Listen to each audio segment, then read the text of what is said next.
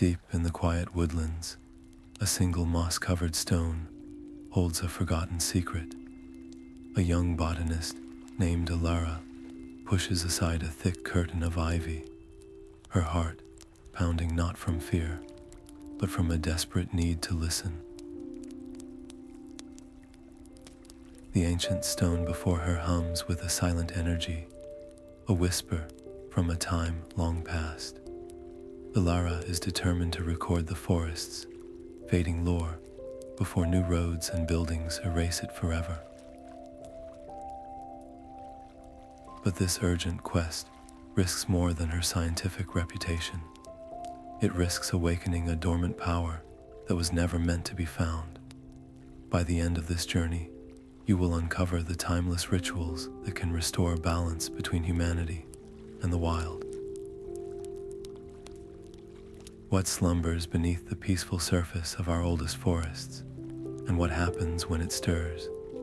The stone's surface was shockingly cold beneath her palms, a damp chill that seemed to seep into her very bones.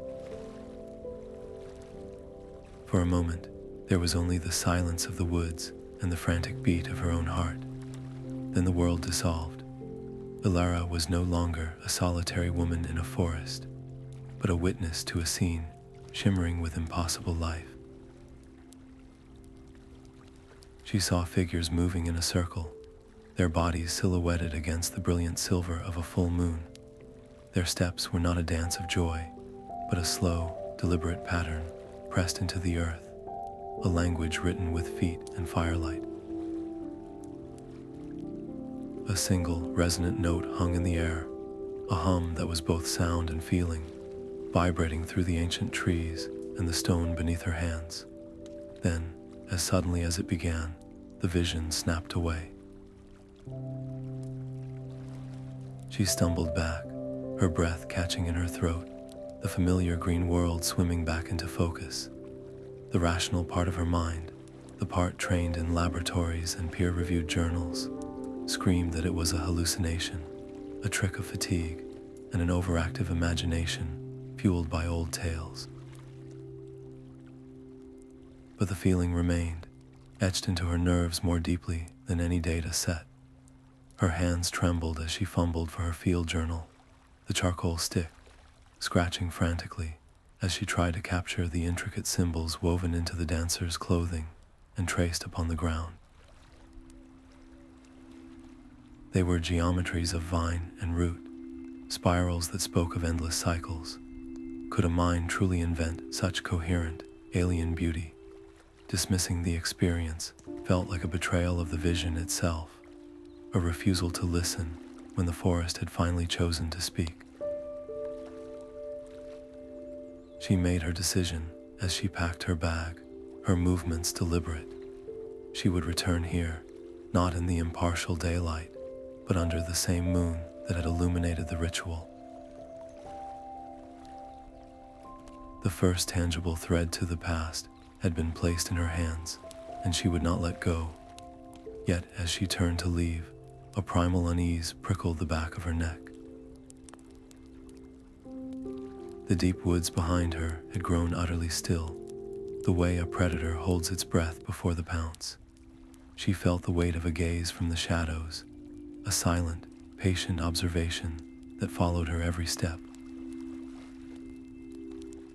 Dusk began to weave its way through the branches, and the forest itself seemed to be waiting, holding its breath for her return. The moon was a sharp sliver of bone in the sky when Elara returned to the clearing. Her earlier confidence had ebbed away, leaving only a hollow dread in the pit of her stomach. The stone waited, darker than the surrounding night. Steeling herself, she stepped into the center of the space, the memory of the vision burning behind her eyes. She raised her arms, her movements clumsy and uncertain, as she tried to mimic the slow, purposeful steps she had witnessed. It felt foolish, a child playing at a game she did not understand. Yet as her feet traced the last turn of the pattern, a soft, greenish luminescence kindled within the stone's thick blanket of moss. It pulsed once, twice, a gentle heartbeat of light, and then came a low, grating sound of stone sliding against stone. At the base of the monolith, a section no larger than her hand swung inward, revealing a small, dark hollow. Nestled inside was a slender object, pale and smooth. Elara knelt, her breath held, and reached into the cool darkness. Her fingers closed around a small flute, carved from what felt like bone. It was unnaturally light, its surface etched with the same spiraling symbols she had seen in her vision. A war erupted instantly within her. The scientist screamed for calipers and spectrographic analysis, for a sterile lab to determine its age and composition. But a deeper, older instinct hummed in her blood, a primal urge to lift the instrument to her lips and discover what sound it held. That ancient voice won. She carefully lifted the flute, feeling a tremor of energy pass from the artifact into her hand, a connection that felt both terrifying and right. "I will learn your purpose," she vowed silently to the quiet forest. But the moment the flute left its hiding place, a profound shift occurred in the woods around her. The feeling of being watched, which had been a vague unease before, sharpened into a focused intensity. She was no longer just an observer. She was a thief who had taken something, and the true owners were now aware of the theft. Her heart hammered against her ribs as she stood, clutching the bone flute. A desperate, reckless curiosity overcame her fear. She had to know. Bringing the cool mouthpiece to her lips, she exhaled a single, shaky breath. The note that emerged was thin and reedy, yet it seemed to cut through the night air with a physical presence. It did not fade, but hung there, shimmering, and in its wake, the forest responded. The leaves on the surrounding trees trembled without a whisper of wind, their edges rustling as if stirred by an unseen hand. The single, shimmering note was swallowed by a silence so profound it felt like a physical pressure. Every insect, every rustle of life had been instantly muted.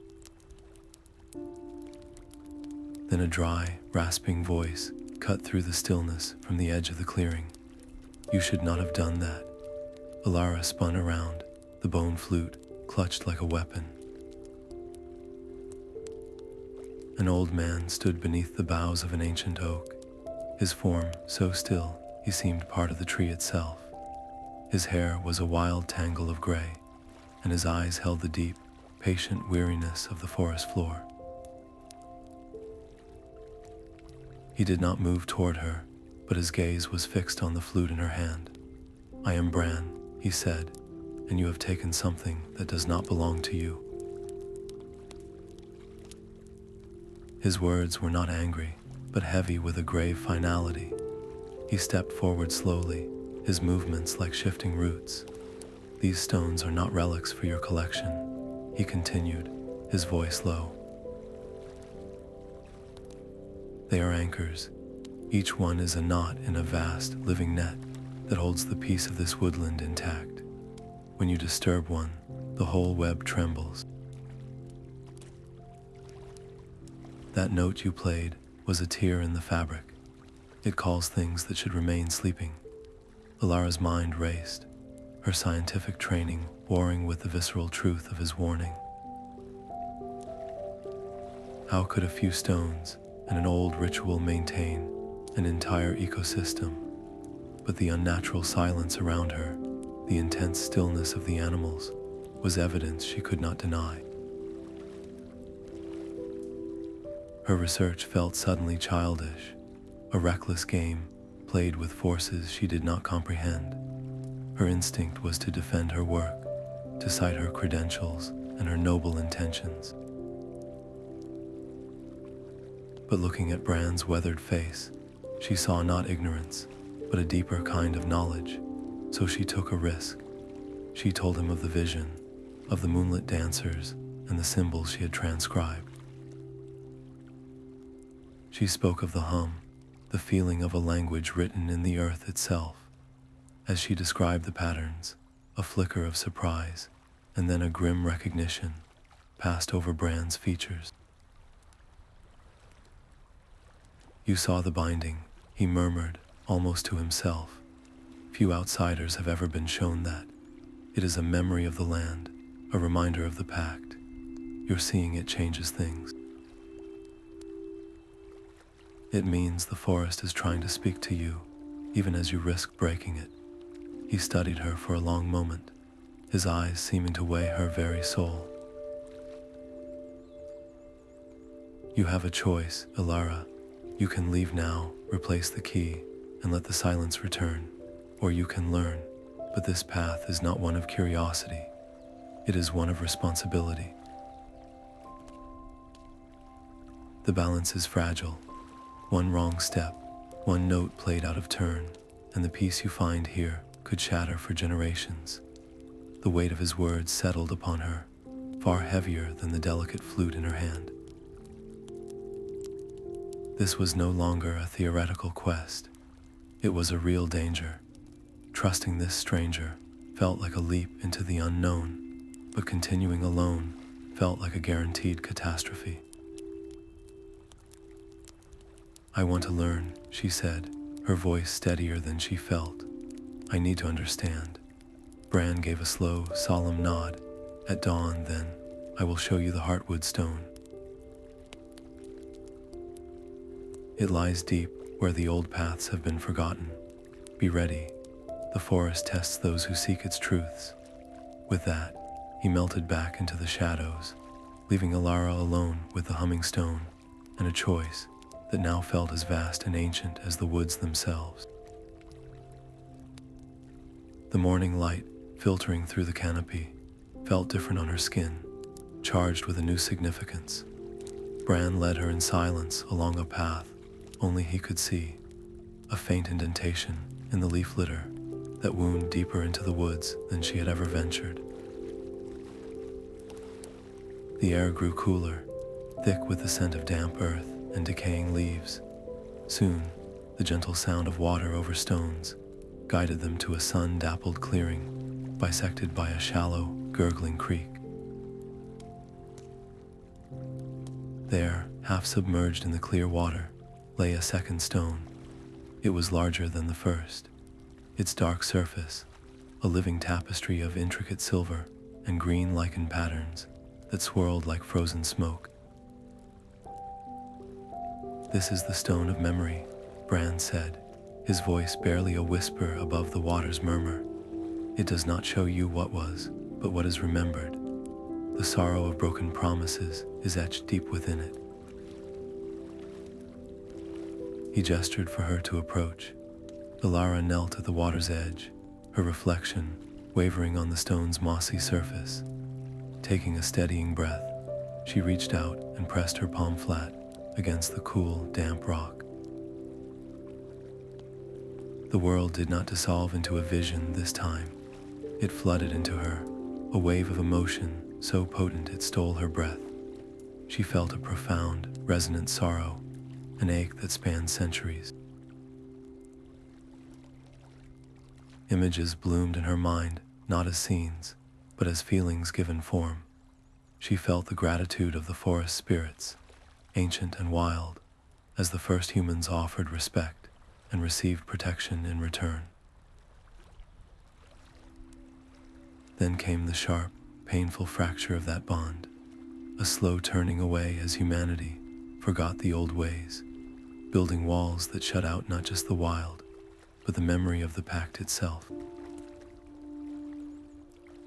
The stone was not just a record, it was a living wound, holding the grief of that separation. A single hot tear traced a path down Elara's cheek, and she did not wipe it away. Her empathy, a trait she had always considered a softness in her scientific work, now roared to the forefront, clashing violently with her observer's mindset. She could not simply record this sorrow in her journal and walk away. To understand it was to feel it, and to feel it was to be compelled to act. She pulled her hand back as if burned, the lingering ache of loss settling in her own chest. "I am not just a witness anymore," she said, her voice thick with emotion. "I have to find the other stones. I need to understand the full ritual. Maybe it can be restored." Bran watched her, his expression unreadable. "The path is long, and the stones are wary. Your intent must be pure, for the forest itself will test you." "Look," he pointed to the ground at her feet, where her boots had pressed into the soft soil. A small cluster of white wood sorrel flowers had moments before stood fresh and open. Now their delicate heads were drooping, their petals curling inward as if touched by an unseen frost. Elara stared in horror. "It senses your doubt," Bran explained softly. "The conflict within you, your desire to help is true, but a part of you still fears this is madness. The forest reacts to that dissonance. It withers in the presence of a divided heart." The realization was a cold splash of reality. Her commitment was not an abstract decision. It had a physical, immediate consequence on the very world she sought to understand. She focused, pushing aside the whispering voice of scientific skepticism, and thought only of the profound connection she had felt, the rightness of the pact. As she did, the flowers slowly lifted their heads, the life returning to their stems. In that same moment, the creek water, which had been running a murky brown over the stone, suddenly cleared. It became as transparent as glass, the pebbles on the creek bed shining like jewels. The current seemed to strengthen, pulling the water in a definite direction, flowing with purpose toward a distant, mist-shrouded grove veiled by the trees. "It seems you have your answer," Bran said, a rare, faint smile touching his lips. "The water shows the way. The next stone calls." The creek's clear water led them to a low, grassy hillock, rising like a sentinel above the surrounding trees. From its crest, the forest stretched out in a sea of green, and Elara's breath caught in her throat. It was not a random wilderness she saw, but a pattern. Around each of the mossy stones they had already found, the fallen leaves on the forest floor were not scattered. They were arranged in distinct, concentric rings of color, like ripples from a stone dropped in a pond. From this height, those rings connected, forming a vast, shimmering circle that enclosed the deepest, most ancient part of the woods. "It is a map," Bran said, his voice filled with grim awe. The leaves themselves show the boundary of the pact, the protective circle woven by the stones, and at its center lies the Heartwood. But his words were cut short by a glint of unnatural color at the forest's edge. Tied to a young sapling was a bright orange plastic flag, fluttering in the breeze. Then they saw another and another, a garish trail leading inward. "Survey markers," Elara whispered, a cold dread washing over her. "The logging company, they are already marking their path." The theoretical danger in her research notes had just become a physical, immediate threat. The stakes were no longer about understanding a forgotten past, but about defending a living present. "We do not have weeks," Bran said, his face etched with deep lines of worry. "The ritual of renewal must be completed before they break the circle. To sever even one of these stones would be like cutting a vital thread in a tapestry. The whole design would begin to unravel. Then we find the rest of the stones now," Elara said, her decision swift and absolute. She ignored the prickle of fear, the memory of the wilting flowers. We cannot wait for the perfect moment or the right feeling. We have to try. Bran looked at her, his old eyes searching hers. To visit multiple anchors in a single day is a risk. The energy is cumulative. It can overwhelm an unprepared spirit, but he saw the resolve in her gaze, the shift from scholar to guardian. Very well, he conceded. We will follow the map the leaves have drawn, but you must hold your focus, Elara. The forest will feel your haste and may resist you. As they hurried down the hillock toward the location of the next stone, the air around them began to change. The fresh scent of pine and damp earth soured, growing thick and heavy with the metallic tang of ozone. And beneath that, a cloying, sweet perfume rose from a patch of blooming nightshade they passed, its purple flowers seeming to pulse in the dimming light.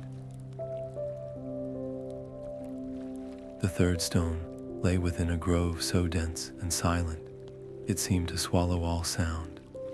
Elara's hands trembled as she raised the bone flute to her lips, her haste overriding Bran's caution. She had to try to feel the connection, to prove their desperate race against the surveyor's flags was not in vain. She played the same thin, reedy note from the first night. But this time, the grove did not fall silent. It answered. A patch of deeper shadow detached itself from the base of an ancient yew tree, a formless blot of darkness that drank the light from the air. It did not approach. It simply listened, and then it began to mimic her melody. The sound it produced was a discordant echo, a twisted version of her note that carried the chill of empty spaces and forgotten graves. The very air grew cold, and the last of the afternoon light faded from the grove as if snuffed out. Elara's breath plumed in the sudden frost, her fingers going numb on the flute. She glanced at Bran, and her blood ran colder still. The old man was frozen, his eyes wide with a terror so profound it was paralyzing. He was not just afraid. He recognized this thing. This was no test of her focus. It was a predator, drawn by the tear in the fabric she had created, feasting on the dissonance of her rushed and fearful actions. Her scientific mind shattered completely, leaving only a raw, primal instinct to survive. The shadow swelled, its mocking melody growing louder, and she knew with absolute certainty that if it finished its twisted song, the light would never return to this place. The memory of the moonlit dancers flashed behind her eyes, not the steps this time, but the feeling of their final, resonant note. It had been a tone of sealing, of shelter, of protection. With a surge of will, she forced her frozen lungs to work. She changed the melody. She poured every ounce of her desire to protect, her regret for her carelessness, and her newfound connection to the forest into the flute. The new note that emerged was not thin or reedy. It was pure and clear, a silver bell cutting through the oppressive gloom. The shadow recoiled as if struck, its discordant song faltering into a hiss of static. Elara held the note, her entire being focused on this single purpose, pushing the darkness back toward the yew tree with the sheer force of her intent. With a final silent wail, the presence dissolved, leaving the grove still and frigid, but blessedly empty. The shadow was gone, but its lesson remained, carved into the cold air. The rituals were not games. They were tools of immense power, and their misuse did not just fail. It attracted forces that sought to corrupt the balance entirely, turning its own energy against itself. As the normal sounds of the forest tentatively returned, Elara saw it. Where the shadow had vanished, a single feather lay upon the moss. It was the black of a starless midnight, and when she reached down to touch it, a deathly cold shot through her fingertips. It was not from any bird that belonged in these woods. Bran finally stirred, drawing a ragged breath. He pointed a trembling finger not at the feather, but past it, toward a narrow gap in the trees where the creek water flowed. "That mark is a warning and a direction," he said, his voice hoarse. "It points to the Whispering Stone. The next trial awaits, and it will not be a test of courage, but of truth." The path to the Whispering Stone was barred by a wall of gnarled, ancient roots, their surfaces slick with black moss.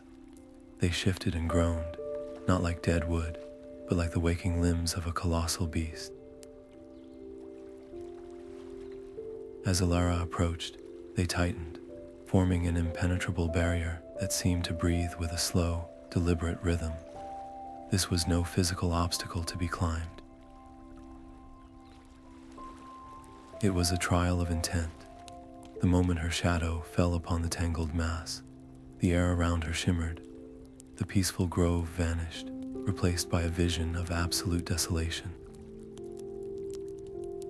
Towering oaks she had marveled at hours before were now splintered stumps, oozing dark sap. The vibrant green canopy was gone, replaced by a harsh gray sky. The gentle murmur of the creek was drowned out by the roar of monstrous machines she could now hear as a faint, but very real, echo in the distance. The sentient roots were not just showing her a possible future. They were making her feel it. The rich scent of life was replaced by the acrid smell of diesel and raw earth. She saw small, fleeing spirits of the forest, their light flickering and dying as their homes were torn away. A wave of nausea and profound grief washed over her, so potent it brought her to her knees. "This is my fault," a voice inside her screamed. "My curiosity brought me here, but my failure will doom this place." The roots tightened further, their groans becoming accusatory. They were testing the very core of her resolve, probing for the selfishness they expected from a human. Was she here for knowledge, for glory, or for the forest itself? She forced herself to stand, her legs trembling. She did not try to block out the horrifying visions. Instead, she walked directly into them, allowing the pain of the dying woodland to sear through her. Tears streamed down her face, not for herself, but for the trees, for the spirits, for the broken pact her entire species represented. "I am so sorry," she whispered, her voice cracking with raw emotion.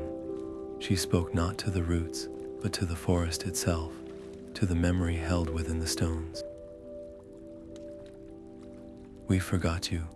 We built our walls and called it progress, and we forgot the peace we were offered. I cannot speak for all of humanity, but I offer you my own vow. I will fight for you." Her words were not a plea for passage.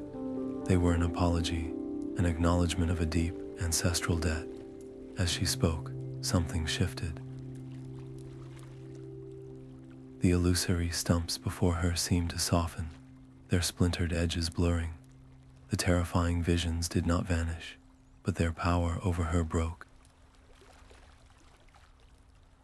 She accepted the sorrow as a part of the truth she now carried. A deep, resonant hum emanated from the roots, a sound of recognition. The gnarled wall slowly, gracefully, began to unweave itself. The thick cords sank back into the earth, their threatening posture replaced by a gentle, almost tender, retreat. Where they had been, a new path was revealed, its soil soft and dark.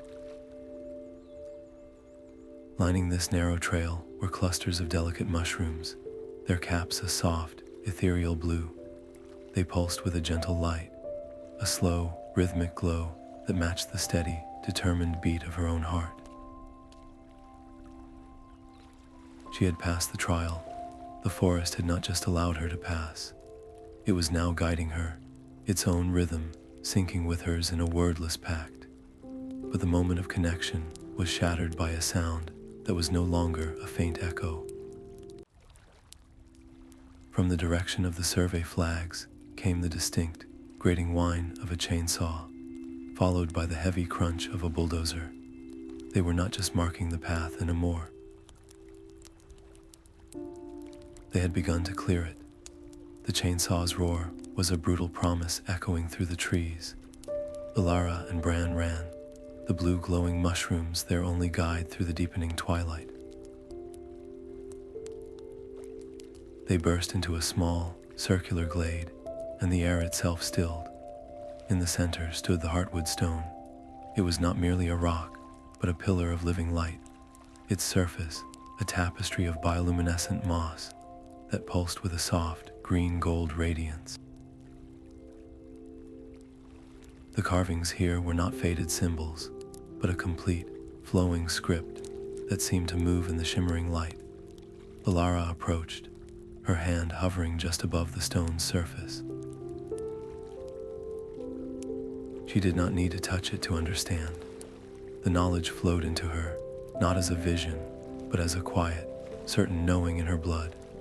The ritual was a song of renewal, a realignment of the pact that required the specific celestial alignment of the summer solstice, when the veil between the worlds was thinnest and the forest's spirit was at its peak. Her heart sank. The solstice was 2 full days away. Tomorrow, the loggers would arrive with their steel teeth. They had run out of time. "We cannot wait," she said, her voice barely a whisper. The certainty of the stone's message warred with the immediate, physical threat. If we do nothing, the circle is broken by sunrise. But performing the ritual now, without the solstice's power, it would be like trying to light a fire with wet wood. "You risk more than failure," Bran warned, his face grave in the eerie light.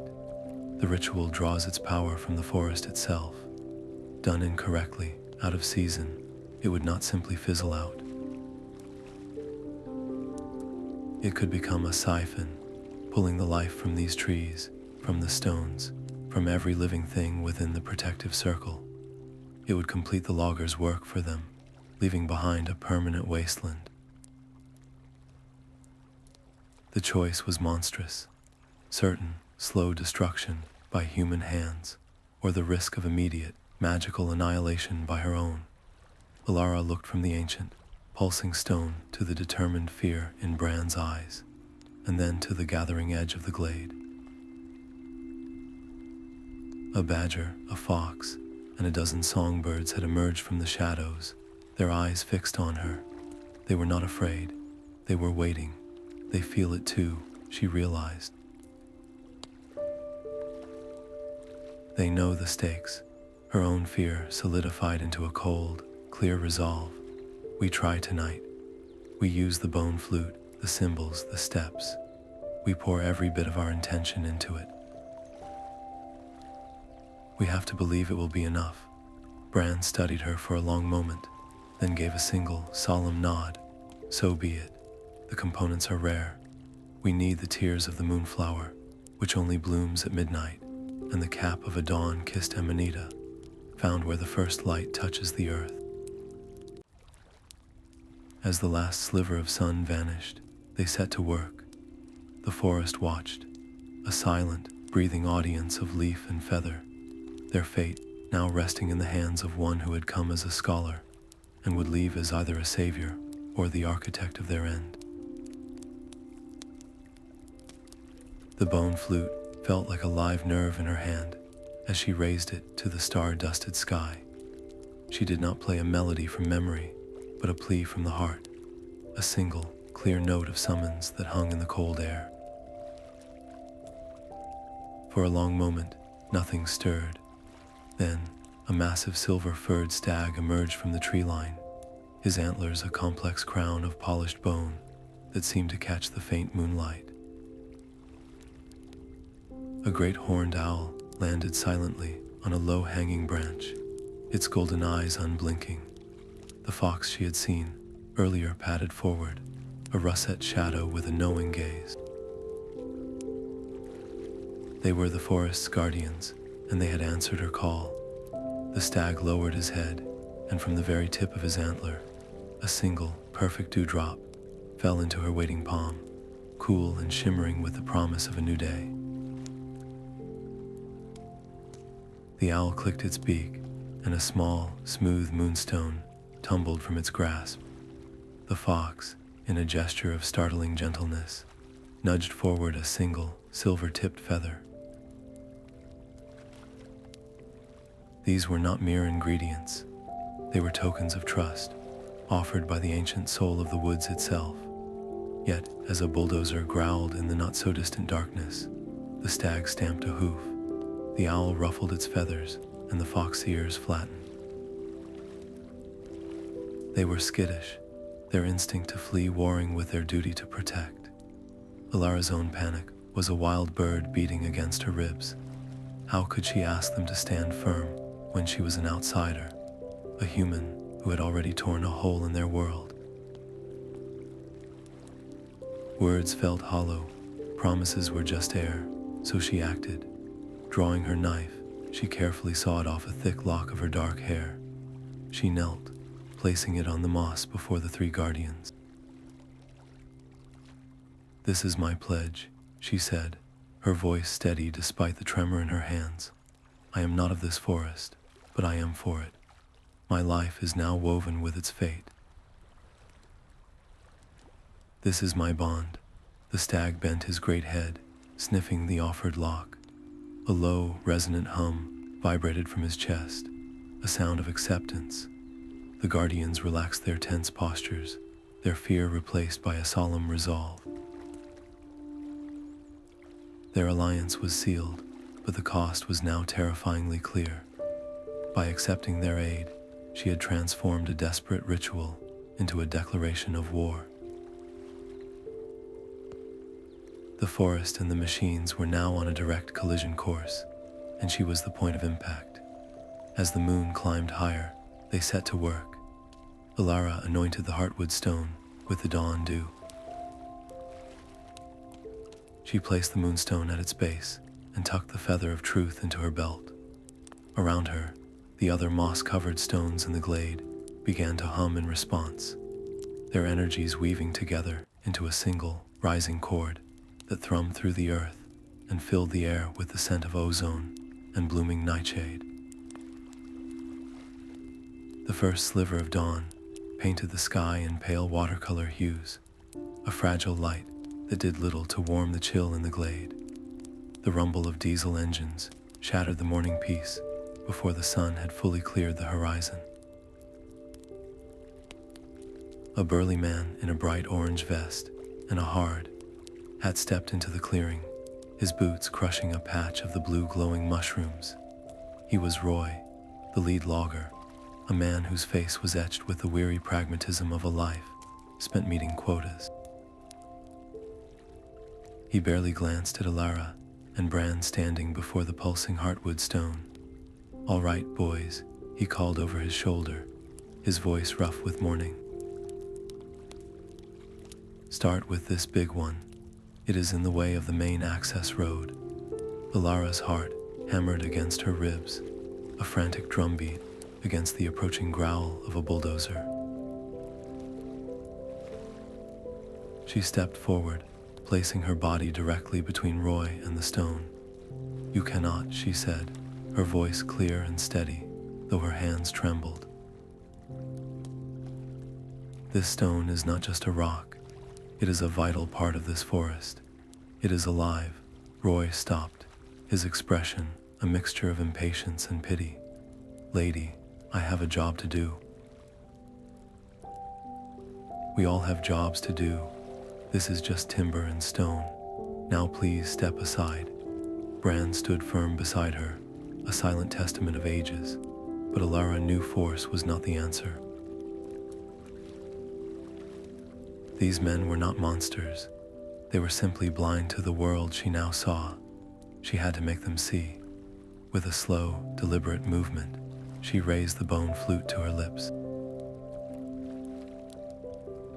She did not play a note of power or confrontation. She played a melody of pure calm, a gentle, flowing tune that spoke of quiet streams and soft moss. The sound wove through the tension in the air. As the last note faded, a collective gasp rose from the crew. At the feet of the loggers, where their heavy boots had trampled the earth, a carpet of wildflowers erupted from the soil. Violets, buttercups, and tiny white starflowers bloomed in an instant, their petals unfurling with impossible speed, brushing against the men's steel-toed boots with delicate color. The men stared, their hard faces slack with wonder. One of the younger loggers reached down, his calloused fingers gently touching a violet as if it were made of glass. Roy watched, his tough demeanor cracking for a single, breathless moment. He looked from the miraculous flowers at his feet to the determined woman with the flute, and a flicker of something like recognition crossed his face, a memory, perhaps, of a childhood story, or a feeling he had long forgotten. "This is," he began, his voice losing its edge, but the spell was broken by the sharp, static-filled crackle of his radio. The voice of his boss was tinny and impatient. "Roy, what is the holdup? The corporate office is on my back. That contract is signed and sealed. Get it done, now." The weight of the real world crashed back down. Roy's shoulders slumped, the brief wonder in his eyes extinguished by the hard light of duty and a paycheck. He would not risk his crew's jobs, his own livelihood, for a feeling and some strange flowers. "I am sorry," he said to Elara, and he truly sounded it. "But we have our orders." He turned to his crew, his face a mask of resigned determination. "Proceed." The bulldozer engine roared to life, its massive blade rising. There was no more time for words, no more chances for persuasion. The confrontation was over.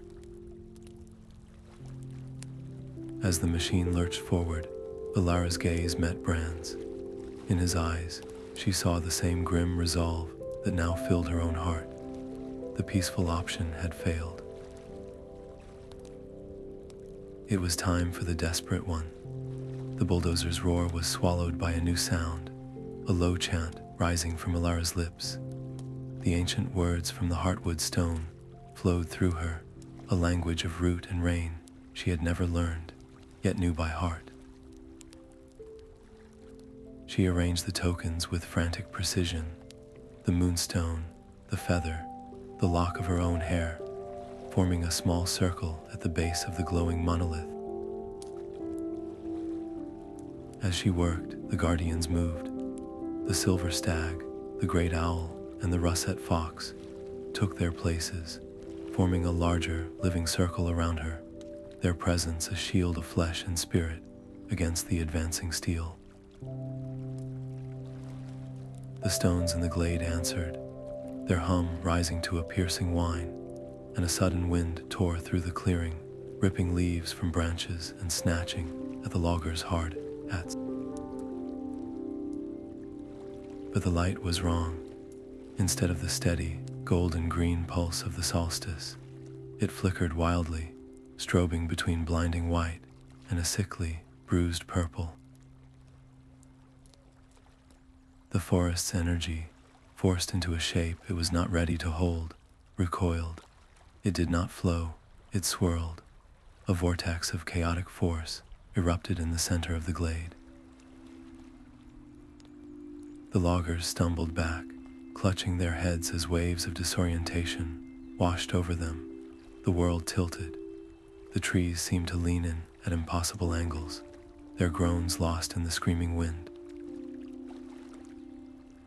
Even Bran wavered, his hand pressed to his chest as the unstable magic battered his ancient connection to the woods. The bulldozer stalled, its engine dying with a choked sputter. Elara watched them retreat into the whipping trees, but it was not a victory. It was a catastrophe in the making. The ritual was unraveling, and with it, the very life of the forest. She could feel it being pulled into the chaotic vortex, a siphon of pure entropy. Her own body felt thin, stretched like a drumhead. She had one choice left, a gamble from a place beyond thought. She stopped chanting and slammed her palms flat against the Heartwood stone. Instead of drawing power from the forest, she pushed. She focused on the memory of the binding, on the profound peace of the pact, and she poured her own vitality, her own life force, into the fractured ritual. It was like opening a vein. A searing pain shot up her arms, and the world grayed at the edges. The flickering light stabilized for a single, precious moment, burning with a fierce, silver-white intensity that held the storm at bay. The loggers were gone, vanished into the tempest, but the cost was now a cold fire in her bones. She had anchored the ritual, but with her own soul as the tether. In the sudden, eerie calm at the storm's very center, the wind died to a whisper, and there, coalescing from the fractured shadows between the trees, the formless presence returned. It did not mimic her song this time. It simply watched, a deeper darkness drinking the silver light she emitted, patient and hungry, drawn to the scent of a life freely offered. The shadow did not speak in words, but its offer slid into her mind like a shard of ice. It would lend its own ancient, cold power to steady the ritual, to seal the circle, and drive the machines away for good. The price was a single, precious memory, the one that had started it all, her first true encounter with the deep woods as a child, a moment of pure, untainted wonder. The choice was a barbed hook. To save the forest, she would have to surrender the very feeling that had called her to protect it, leaving a hollow space where her deepest connection to life had once been. The entity showed her the hollowed version of herself, a competent but passionless scholar who would record the forest's salvation without ever feeling its joy again. It was a victory that would feel like a slow, internal death. A cold, clear certainty rose within her, cutting through the pain and exhaustion. This was the final, most insidious test. The forest's peace could not be purchased with a piece of its own soul. No, she thought, the words a silent roar that echoed in the charged air. True peace cannot be built on a corrupted foundation. I will not pay your price. The shadow's form convulsed in silent fury. The patient hunger vanished, replaced by a raging malice. It surged forward, no longer a passive observer, but an active destroyer, its form lashing out like a whip of darkness, aimed directly at the fragile circle of power surrounding the Heartwood stone. But Elara was not alone. Bran shouted a single, guttural word in the old tongue, his hands raised as if holding back an invisible tide. The silver stag lowered his antlers, and a barrier of shimmering light flared between his tines, intercepting the shadow's strike with a sound like shattering glass. The great owl beat its mighty wings, creating a gust of pure air that pushed against the encroaching gloom, while the fox darted and snapped at the edges of the darkness, its bites leaving sizzling marks of silver light. Their defense gave Elara the breath she needed. She turned her back on the chaos, on the tempting bargain, and its terrible cost. She pressed her forehead against the cold, living stone, her hands flat on its surface. She poured everything she had left into it, not her life force this time, but her memories.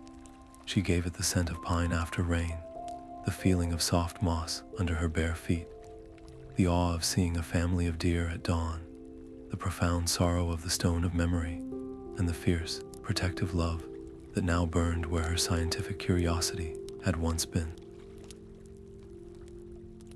She offered her entire journey, the sum of all her experiences within these woods, as the final component. The stone drank it in, and its light, which had been a desperate silver, began to soften and change. It deepened into a rich, profound gold, the color of honey and sunlight, warm and stable and impossibly strong. The shadow recoiled from this new radiance, its form hissing and steaming. The ritual was not yet complete, but its foundation was now unshakable, built not on a sacrifice of self, but on a gift of understanding. The golden light from the Heartwood stone flared, pushing back the shadow's fury for a precious heartbeat. But the cost of holding the fractured ritual was too great. Elara felt her own memories begin to tear loose, the vibrant colors of her childhood forest fading to gray at the edges. Just as the shadow lunged for this new weakness, a weathered hand clamped down on her shoulder. It was Bran. He did not look at her, but at the raging darkness, his eyes filled with a profound and sorrowful love. "I will take this burden," he whispered, his voice a rustle of autumn leaves. "My memories are older, and their roots run deep." He stepped forward, placing himself between Elara and the void, and offered up his own life's tapestry. He gave the memory of his first steps in this wood, as a boy, the taste of its wild berries, the secret names of every stream, and the feel of the first snow on the ancient stones.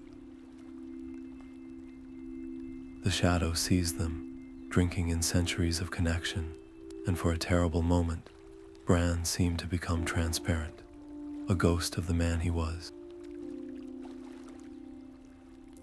The ritual stabilized with a sudden, deep thrum of power.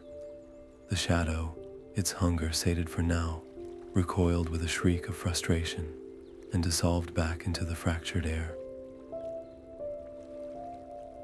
But Bran crumpled to the moss, his form diminished, his breathing a shallow, ragged sound. He had not given his life, but the very essence that bound him to the living world. He was a shell, emptied of the experiences that had made him the forest's guardian. Elara's heart shattered, but her hands remained steady on the stone. Her grief transformed in an instant into a fuel of pure, unyielding purpose. She poured her gratitude for his sacrifice, her fierce determination to honor his trust, directly into the chant. The words were no longer an ancient language she had learned, but a song of her own soul, a vow sung for Bran and for every rooted thing he loved. The stones around the glade answered her resolve. Their light, which had flickered so wildly, now brightened into a constant, piercing beam, a brilliant gold that cut through the remnants of the magical storm like a blade. High above, the clouds parted, not to the pale light of dawn, but to the revealing clarity of the midnight sky. The air grew still and expectant. The celestial alignment of the summer solstice was not 2 days away. In the wake of such a powerful, selfless act, time itself had bent, and the moment of thinnest veils had arrived early. The ritual was now a race against the slow, failing rhythm of Bran's heart. The solstice energy did not arrive as a gentle dawn, but as a silent, star-born tide. It flooded the glade, and the Heartwood stone blazed with a light that was no longer a simple glow, but a living, breathing intelligence. The chaotic vortex of power did not just stabilize, it crystallized. forming a perfect, resonant chord that hummed in the soil, the air, and in Elara's own bones. She was no longer a conductor of this force, but a single nerve in a vast, awakened body. The power was immense, a pressure that threatened to dissolve her individual thoughts into the collective song of the forest. To hold it was agony, a feeling of being stretched across the entire woodland. She could feel the raw potential for creation and destruction warring within the light. One stray thought of fear, one flicker of the old shadow's malice, and this beautiful, terrible energy would recoil upon itself, shattering every stone and silencing every bird for 1,000 years. Her own survival was irrelevant. The only thing that mattered was direction.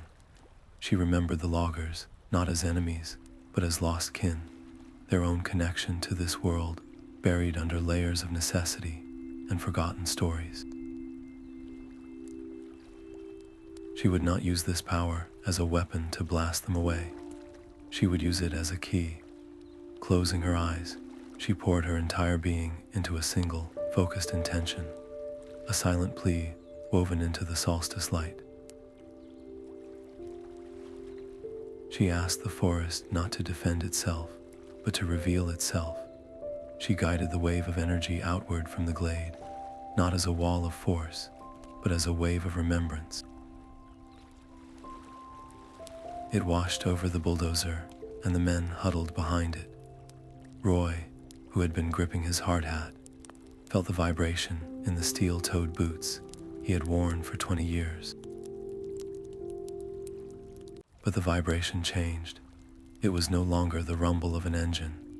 It became the deep, resonant hum of the earth itself, a familiar song he had not heard since he was a boy skipping stones on a creek. He looked down at his hands, calloused and scarred from years of labor, and for a moment, he did not see a logger's tools. He saw his grandfather's hands, showing him how to identify a sugar maple by the shape of its leaf. The other men experienced their own awakenings.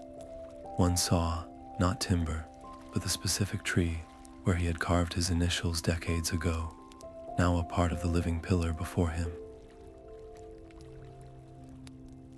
Another felt the profound, patient intelligence in the gaze of a fox, watching from the tree line, an intelligence he now recognized as equal to his own.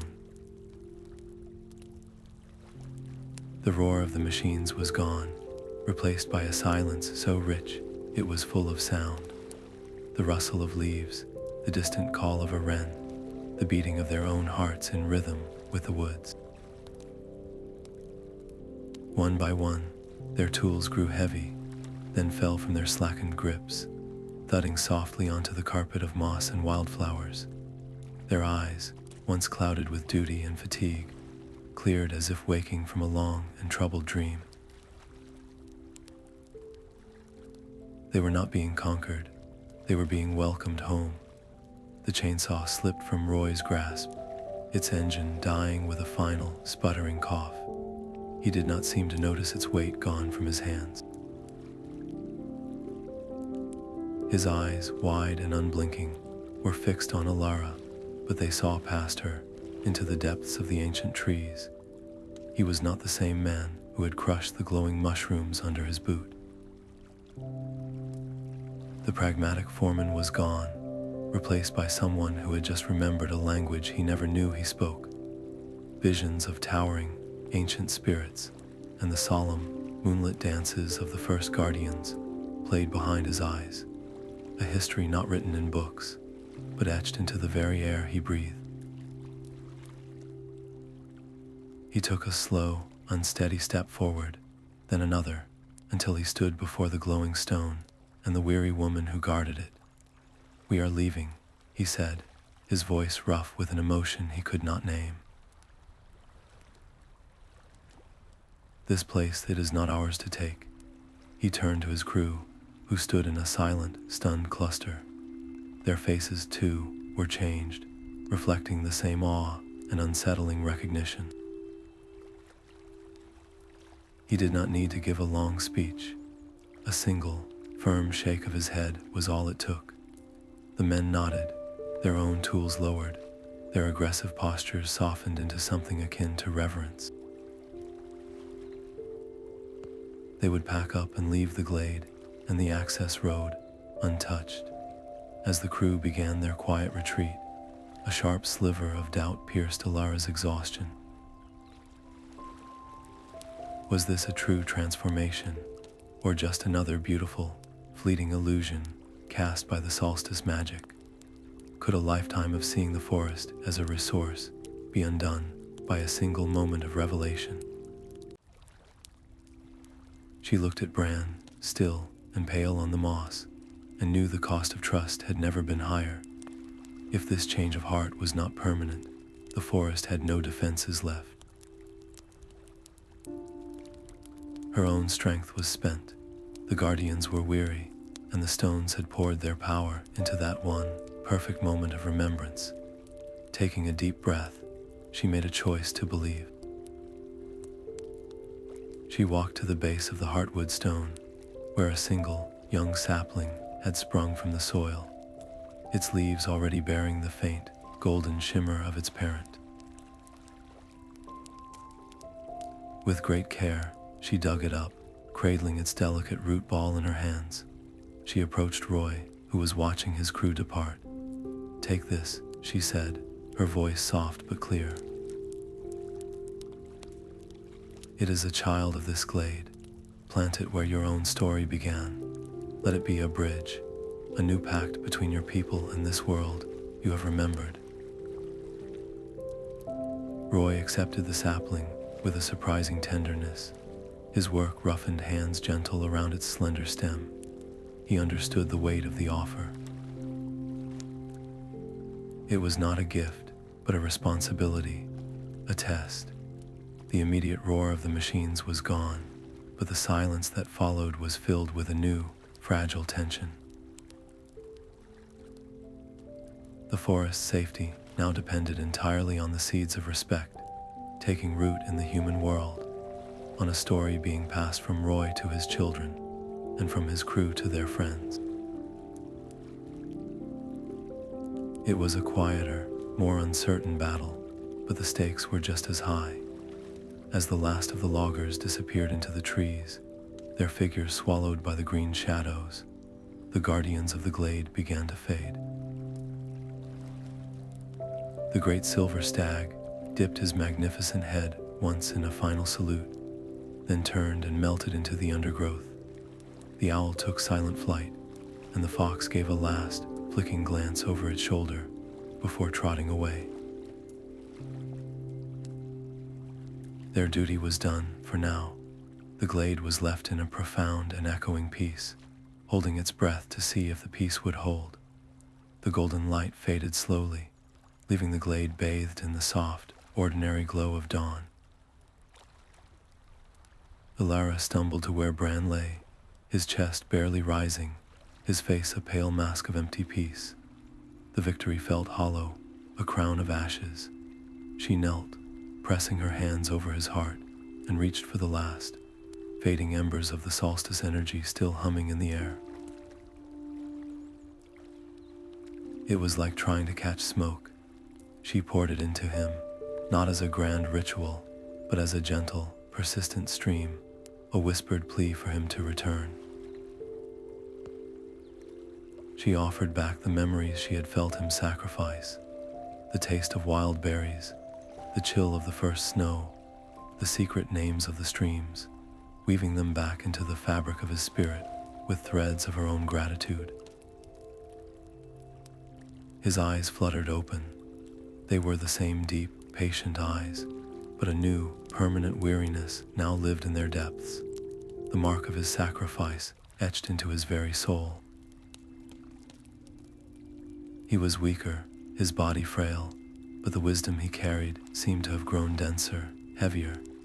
"You gave too much," Elara whispered, her voice cracking with a guilt that threatened to swallow her whole. "I took it from you, Bran's hand, thin and trembling, came to rest on hers. He did not speak for a long moment, his gaze fixed on the canopy above where birds were beginning to tentatively sing. "You did not take," he said, his voice a dry rustle. "I gave, and in the giving, I received a far greater gift. I saw the pact renewed through you." His words did not erase her guilt, but they transformed its shape, from a burden of theft into a weight of responsibility. Looking at his weathered, beloved face, she knew what she had to become. The forest needed more than a momentary savior. It needed a constant guardian. "I will take your place," she vowed, the words a solemn oath spoken into the quiet air. "I will be the keeper of the stones. I will learn all the rituals and teach them when the time is right. They will not be forgotten again." Bran's slow smile was like the sun breaking through winter clouds. "It is already done," he said softly. "The forest chose you long before you understood the choice. The stones know your voice." As they sat together in the healing silence, the animals began to return. The fox trotted back into the glade, circling them once before lying down at their feet. Birds flitted from branch to branch, their songs no longer tentative, but bright and sure. The very air hummed with a new energy, not the frantic pulse of magic, but the deep, contented thrum of a world that felt secure, protected, and finally at peace. The immediate battle was over, but Elara's life's work had just begun, a quiet promise woven into the very roots of the woodland. The weight of the new pact settled upon Elara's shoulders, a quiet responsibility that felt both immense and right. She knew the memory of this day, of Bran's sacrifice and the loggers' transformation, could not be left to human recollection alone. It had to be etched into the world itself. With a deep breath, she set to work. She gathered dark elderberries, crushing them into a thick purple paste, and then, with the gentlest touch, collected the glistening tear from the silver stag's eye as he bowed his head in farewell. Mixing them in a smooth river stone, she created an ink of memory and sacrifice. Kneeling before the Heartwood stone, her hand trembled. The stone's surface was impossibly smooth, a record of millennia. Who was she, a woman from the world of steel and schedules, to mark this ancient chronicle? Her words felt clumsy, her understanding so new, but then she thought of Roy's changed eyes, of the sapling he now carried, and she knew the story was not only about the past, but about the door she had opened. Dipping her finger into the cool, dark ink, she began to write. She inscribed the events of the solstice, the confrontation, and the renewal, but as her finger moved, she felt a deeper truth emerge. A pact built only on keeping others out was a fragile thing. It had to have a gate as well as a wall, and so she added a new clause, a line of invitation woven directly into the ancient vows. She wrote that any who came to the forest with a respectful heart, who listened for its whispers rather than demanding its riches, would find a path opening for them. The forest would be protected, but it would no longer be isolated. It would be a teacher for those willing to learn. As the final symbol was drawn, the ink did not simply dry. It shimmered with a soft, gold-flecked light, and then sank into the stone, as if the rock were drinking the words, absorbing the story into its very essence. The pact was no longer just an idea. It was part of the land's living memory, stronger and more adaptable than before. This new strength, however, came with a profound escalation. The responsibility to uphold this inclusive pact now fell squarely on her. She could not simply guard the stones in solitude. She would have to find a way to teach, to become a bridge between the ancient world and the modern one, ensuring the knowledge was passed to the right hearts. It was a terrifying, open-ended chapter. As she sat back on her heels, contemplating the enormity of this task, the stone pulsed once, warmly, against her knees. A new vision bloomed in her mind, not of the past, but of a future she had just made possible. She saw a young woman, much like her former self, pushing aside a curtain of ivy elsewhere in the vast woodland. This seeker's fingers would brush against a moss-covered stone, and where Elara's new words lay hidden, a soft light would glow in welcome, offering guidance to the next guardian who was ready to listen. The sapling felt cool and vibrant in the small girl's hands. Her name was Lyra, and she had found Elara not by chance, but by following a trail of unusually friendly robins that led her to the edge of the sacred glade. She was a local child, her clothes smudged with dirt, and her eyes wide with the stories already whispered in the village about the woman who sang to stones. "Can you teach me to hear them?" she had asked, her voice barely a whisper. Elara's first instinct was a fierce, protective no. The memory of the shadow of Bran's sacrifice was a fresh scar. To share this knowledge felt like scattering precious seeds on hard, unprepared ground. But looking into Lyra's earnest face, she saw her own younger self, a heart hungry for a connection the modern world had forgotten. The child was not a casual tourist. She was a seeker. So Elara began not with grand rituals, but with the smallest of magics. She showed Lyra how to sit perfectly still until the forest forgot she was there, how to identify the different voices of the wind through oak leaves versus pine needles. She taught her that every request, even for a single berry, must be paired with a gift, like a strand of hair or a drop of water from one's own canteen. This was the core of the tension Elara now held. How much could she share without making the profound seem common? How could she protect the forest's deepest secrets while ensuring its lore did not die with her?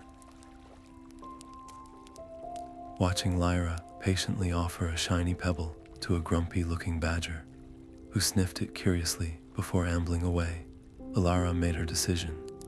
She would not hoard the knowledge. She would begin a school, but its gates would be invisible. It would have no fixed location, and only one rule, a rule of the heart. The student must find the teacher, proving their sincerity not through tests, but through their own patient seeking.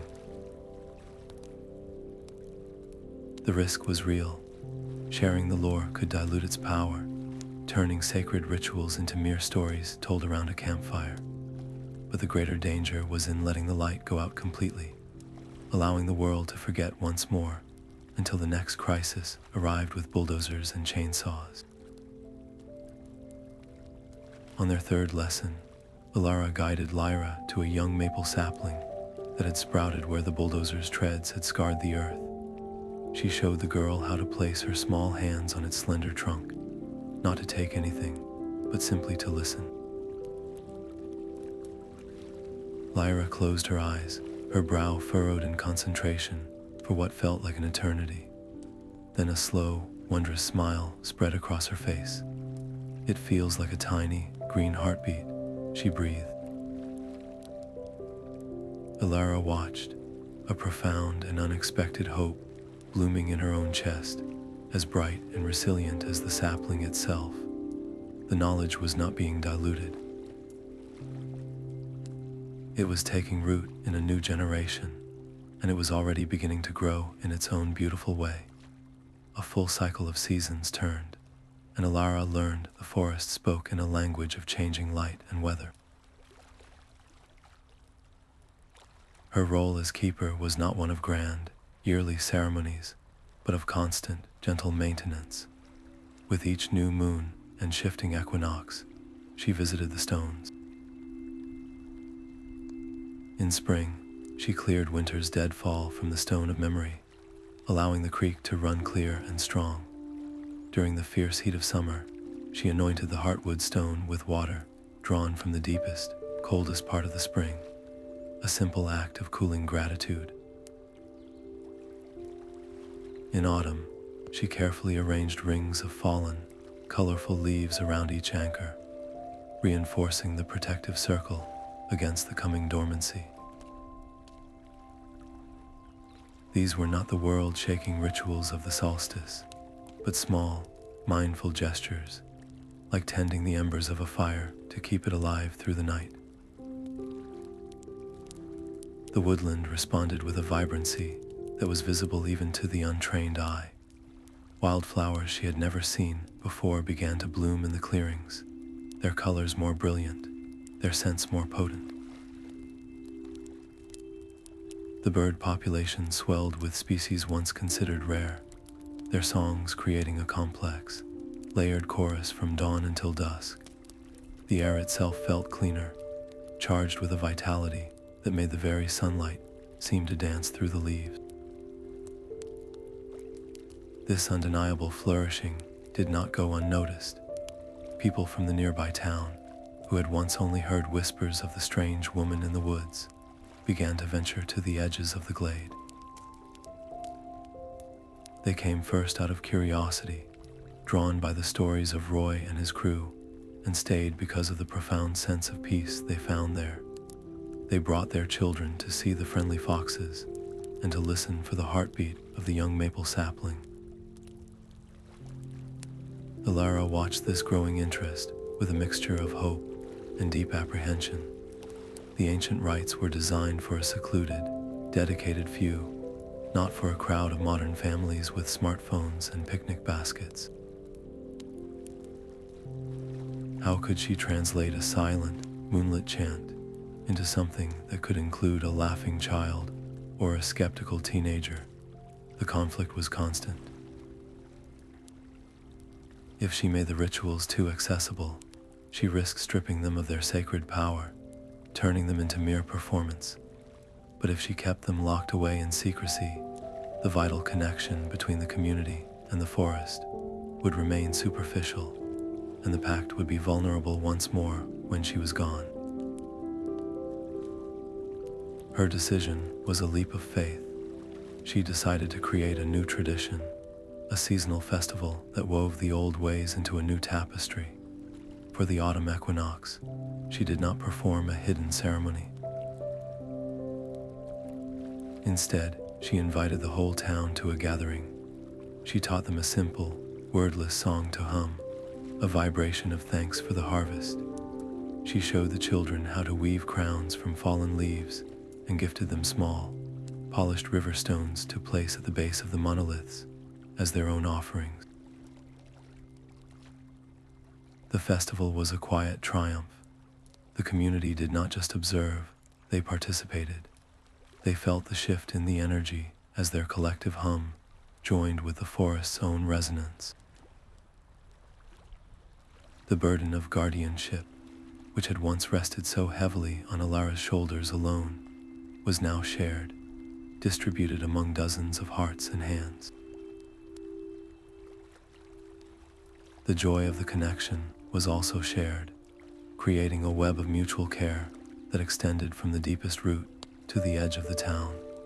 The forest's health was no longer her secret to keep, but a community treasure to celebrate and protect.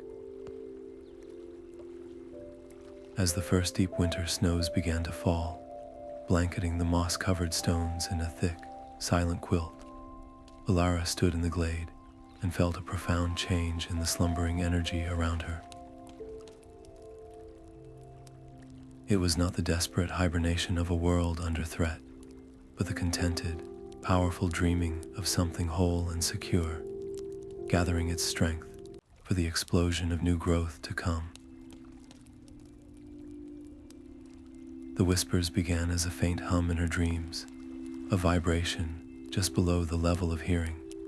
Elara would wake with the taste of pine sap on her tongue or the phantom chill of a creek stone against her palm. Soon, the connection did not wait for sleep. While tending her small garden on the village's edge, a sudden, sharp anxiety would pierce her calm, a clear signal that a young deer was trapped in a wire fence 2 valleys over. A pang of sorrow, felt while mending a cloak, would lead her to a newly felled oak, its life cut short by a lightning strike, where she could offer a song of passage. The stones were no longer silent anchors she visited. They had become a nervous system, and she was the heart, feeling every injury and joy across the entire woodland. This deep attunement was a guardian's greatest tool, allowing her to soothe a blight before it could spread or guide a lost hiker to safety, with an inexplicable urge to turn left at a specific birch tree. Yet the constant stream of sensation was a relentless tide. The forest's voice was a chorus of 1,000,000 lives, and its sheer volume threatened to drown out her own thoughts. Her own memories of life before the glade began to feel thin and distant, like a story she had read about someone else, who was Elara, the botanist, the woman, when her every waking moment was filled with the concerns of the root and the leaf. The fear was a cold stone in her gut, the terror of dissolution, of becoming nothing more than a vessel for the woods. She could not serve the forest if she lost herself within it. Her solution was not to block the whispers, but to build a room inside her mind. She returned to the Heartwood stone, not for a ritual, but for a lesson in silence. She learned to sit for hours, not listening to the forest, but listening to the space between its breaths. She visualized a grove within herself, a quiet, sun-dappled sanctuary where only her own voice could speak. It was the hardest work she had ever done, this delicate balancing act of holding a door open to the world's needs while keeping a private chamber locked safe inside. Mastering this meditation did not lessen the connection, it refined it. She could now let the whispers flow through her like water through a sieve, catching the vital messages while allowing the endless background murmur to pass by. She had become the forest's true, integrated guardian, a seamless blend of human will and ancient awareness. But this mastery came with a deep and subtle cost.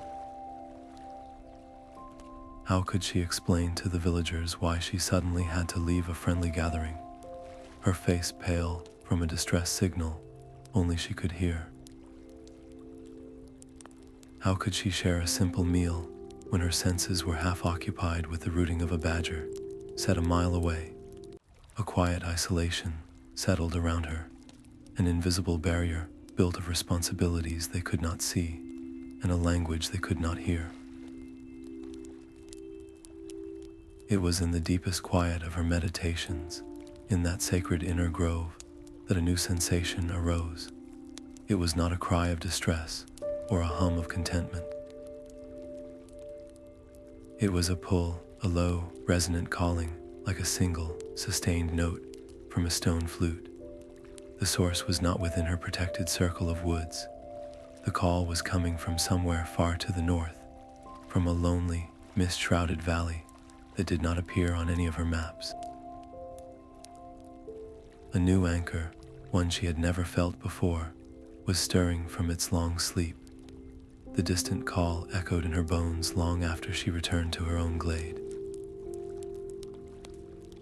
It was a silent hum that pulled at her during meditation and colored her dreams with images of jagged peaks and swirling mists.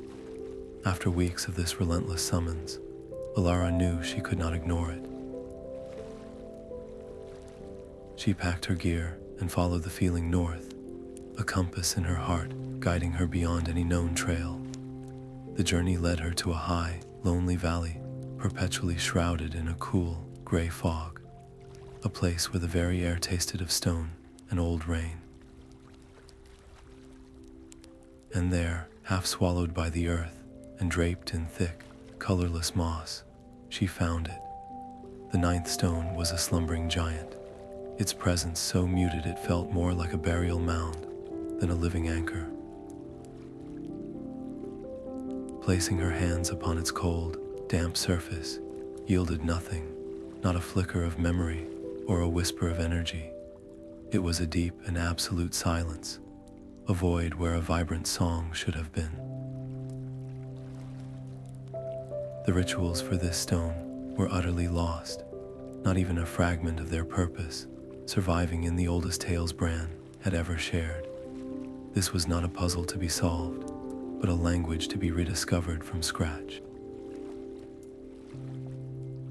The temptation to try something, anything to provoke a response, was a physical ache in her chest, but the memory of the shadow, of the wilting flowers and Bran's sacrifice, was a sobering guide. Her curiosity had once torn a hole in the world, and she would not make that mistake again.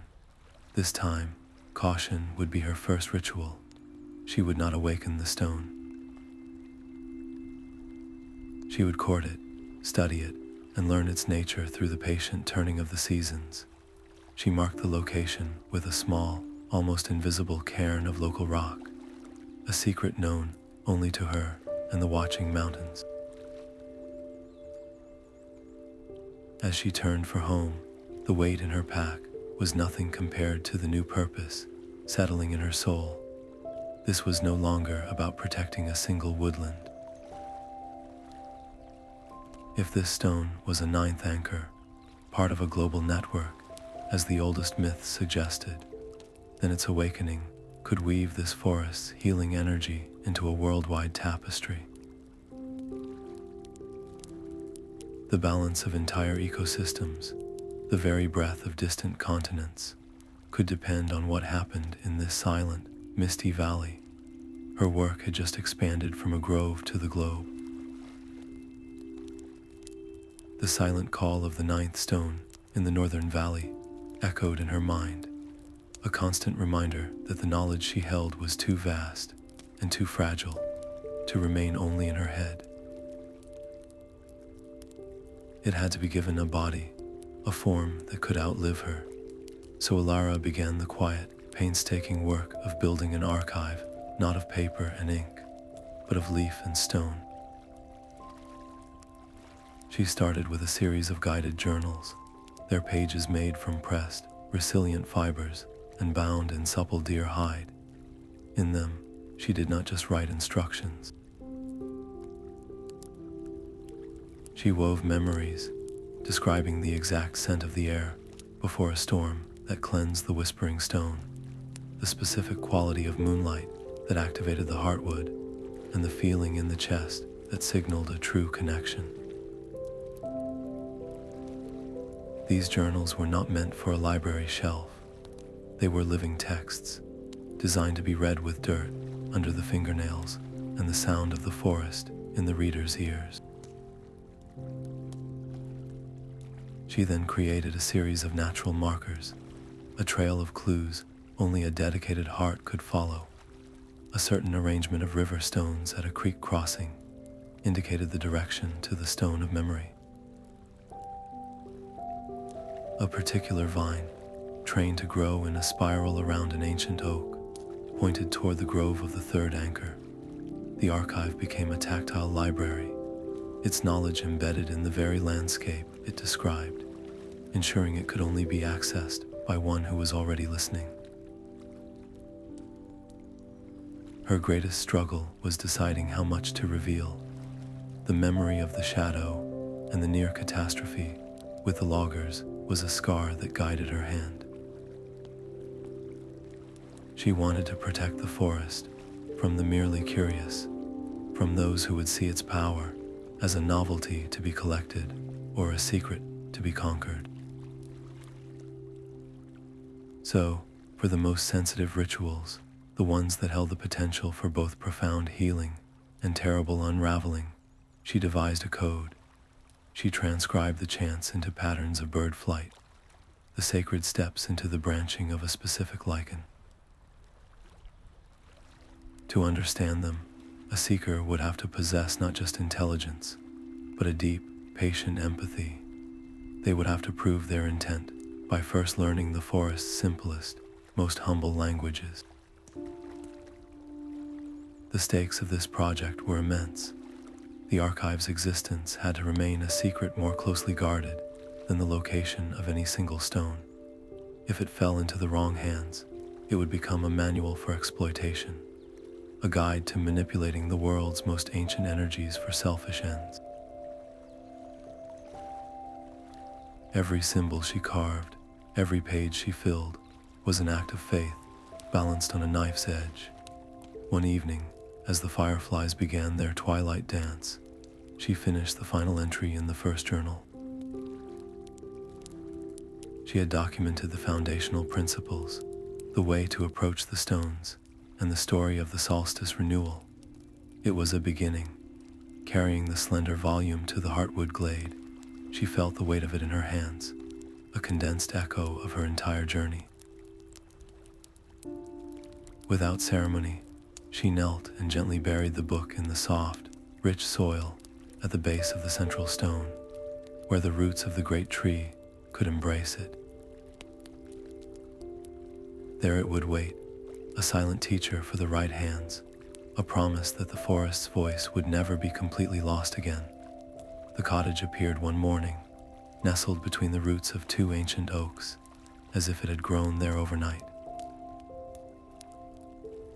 It was a gift from the townspeople, built with their own hands from fallen timber and river stone, a silent thank you for the peace that now flowed from the woods into their lives.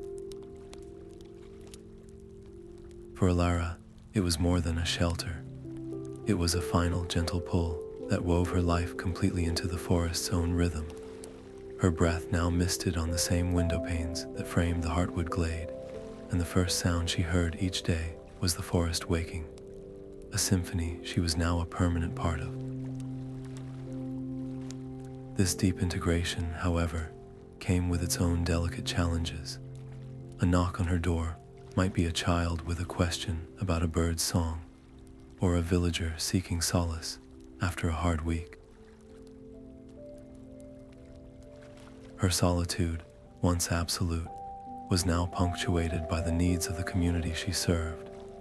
She had to learn to balance her sacred, independent connection to the stones with the very human demands of gratitude and curiosity. Her solution was to create a rhythm, a way to give structure to the sharing. She decided to open her cottage for seasonal teachings, turning her home into a sanctuary for learning. On the morning of the spring equinox, she welcomed her first small group. She did not lecture them on grand rituals. Instead, she showed them how to brew tea from foraged pine needles, explaining how the tree's resilience could be tasted and absorbed. She guided their hands to feel for the subtle warmth in a sun-baked stone, teaching them to listen for the stories held in its silence. This public role was a necessary risk. By making herself a visible guardian, she made the forest's magic more accessible, but she also placed a beacon on its most vulnerable places. Every visitor, no matter how well-intentioned, carried the potential to disrupt the delicate energies she worked to maintain. She had to become a gatekeeper, not with locks and walls, but with gentle guidance, teaching respect through example and turning curiosity into reverence. As the last of the equinox visitors departed, leaving the cottage in a comfortable quiet, she took a moment to arrange her few belongings. Her hand brushed against the familiar, smooth shape of the bone flute in her pack. She lifted it out, its weight both a memory and a promise. Crossing the single room, she placed it carefully on the deep sill of her window, where the first rays of the morning sun would strike it. There it rested, no longer a hidden key or a weapon of last resort, but a symbol of her vow, a silent witness to the life she had chosen, catching the light and humming softly with the dawn. A woman appeared at the edge of the Heartwood glade with the quiet suddenness of a deer. Her skin was the color of rich earth, and her hair was woven with feathers and dried river grass. She introduced herself as Anya, a dream weaver from ancestral woods far across the sea. She had come, she said, following a trail of stories carried on the wind, tales of a keeper who had sung a dying forest back to life. For 3 days and nights, they sat by Elara's hearth, exchanging knowledge not in words alone, but in shared silences and the language of gifted tokens. Anya showed Elara how to read the messages in the patterns of frost on a leaf, a way to understand the dreams of the sleeping trees. In return, Elara guided her to the stone of memory, where Anya placed her palms upon its surface and wept for the shared sorrow it held. It was Anya who confirmed Elara's deepest, unspoken fear. "The 9 stones here are not unique," she explained, her voice low and grave. "They are one constellation in a global web of such anchors. And the web is fraying. In my homeland, a great men here has cracked, and the rains have refused to fall for 2 seasons. Another keeper in the northern mountains speaks of a stone that has fallen utterly silent. Your success here is a beacon of hope, but it is a flickering light in a gathering storm." The revelation was both exhilarating and terrifying. Elara was not just a local guardian. She was a node in a vast, ailing system. Anya's proposal was simple and dangerous.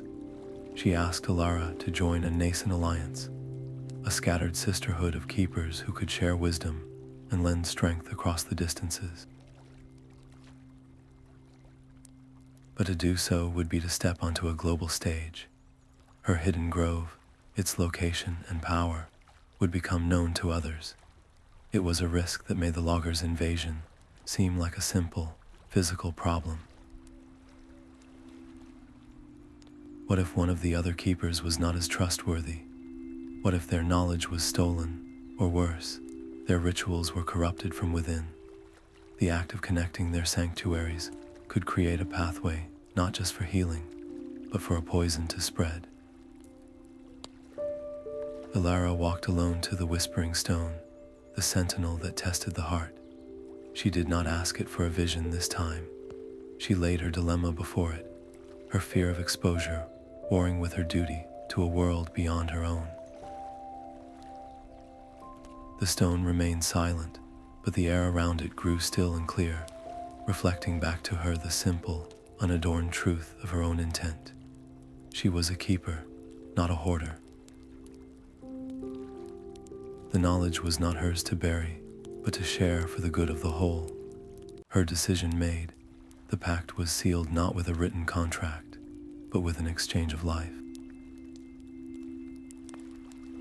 Elara gifted Anya a bundle of sacred seeds from the most resilient plants in her glade, each one carrying the memory of the Solstice renewal within its tiny shell. In return, Anya gave her a map. It was not drawn on parchment, but woven from strands of her own hair and threads of dyed bark, a tactile chart that showed no political borders, only the subtle, energetic signatures of other potential allies, other points of light in the growing darkness. As Anya melted back into the forest from which she came, Elara held the delicate map in her hands. It felt impossibly light, and yet it carried the weight of continents. She had expanded her world in a single conversation, gaining powerful allies and even more powerful enemies in the same breath. The quiet peace of her grove was now a strategic position in a silent, global war for the soul of the earth itself.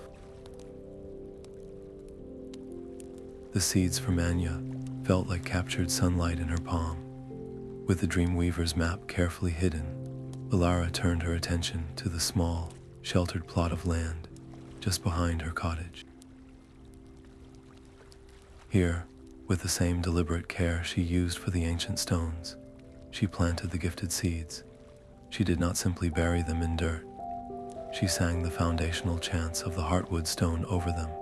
She traced the protective symbols of the Whispering Stone in the soil around them, and she anointed each one with water, blessed by the memory of the silver stag's tear. She was not just planting trees, she was weaving a tiny, concentrated echo of the great Pact itself. The grove did not just sprout, it surged from the earth. Within a single cycle of the moon, slender saplings stood where she had sown, their bark already thick with moss, their leaves shimmering with a health that seemed to vibrate in the air. A profound quiet settled over the place, a pocket of deep peace where the birds sang more sweetly and the very air felt easier to breathe. It became her outdoor sanctuary, a place where she could teach the village children without leading them to the vulnerable heart of the forest. Yet as the grove's power grew, a sharp, cold fear took root in her own heart. Was this new nexus drawing its vitality from the ancient network?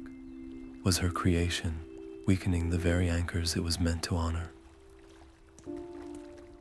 One evening, she stood between the young grove and the path to the Heartwood stone. Her senses stretched thin. She felt the vibrant, almost eager energy of the new growth, and she listened desperately for any dimming in the deep, resonant hum of the old stones. The terror was real. If she had inadvertently created a parasite, she would have to tear it out with her own hands. Her decision was one of connection, not separation. Kneeling in the soft soil of her new grove, she pressed her palms flat against the earth and sent her awareness down through the root systems. She did not command or force a link. Instead, she offered the grove's fresh, vibrant energy to the ancient network, a gift of new song from a young voice. She visualized the roots of her saplings not as thieves, but as fine, silvery threads gently weaving themselves into the older, deeper tapestry of the forest's life. For a long, breathless moment, nothing happened. Then, a warm pulse traveled up from the depths, a sensation of acknowledgement, of acceptance. The new grove was not a competitor. It was a seedling from the parent tree, its own strength, now adding resilience to the whole. This changed everything. The rituals were not a static set of rules to be guarded in isolation. They were a living knowledge that could be transplanted, that could take root in new soil and strengthen the entire system. The potential for healing was no longer confined to a single, secret glade. It could be spread, carefully and reverently, to other wounded places. As this realization settled over her, she noticed a single sapling at the grove's center, its branches tipped with delicate, pearl-white buds. She reached out, her fingers gently brushing a petal, and the bud unfurled before her eyes. It was the dead of autumn, a time of falling leaves and closing down, yet here was a perfect blossom, its fragrance a promise of spring in the cooling air. The forest had not just accepted her work, it had blessed it. The first keeper arrived as the summer sun gilded the leaves of Elara's young grove. His name was Kale, from a windswept coastline where the stones were salt-bleached and sang with the voice of the sea. Next came Sari, a woman whose hands were stained with the dark clay of the highland bogs she guarded. They stood in the quiet sanctuary, three strangers bound by a shared and solitary duty, the air thick with unspoken assessment. Elara served them tea from her own pine needles, and as the steam rose, the stories began to flow. Kale spoke of holding back a corrosive fog that sickened the shore pines, not with a chant, but with a complex pattern of shells laid upon the tide line. Sari described calming a furious earth spirit by weaving its rage into the deep, silent layers of the peat.